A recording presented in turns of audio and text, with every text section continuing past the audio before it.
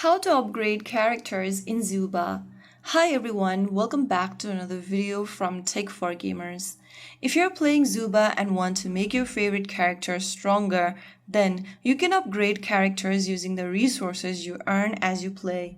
First of all, open up the Zooba application on your device and make sure that you're inside the main lobby screen.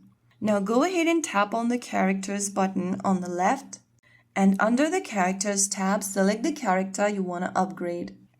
Now, once you open up the info section for the character, select the Upgrades button at the bottom right corner and then tap the plus icon that appears on the screen. Tap the yellow button in order to purchase any of the items or the points. Now you'll need to continue collecting cards to unlock higher upgrade levels. So that is how you can upgrade your character in Zooba. Now you can check the character's stats from the info page. So that is how you upgrade characters in Zooba in just a few simple steps.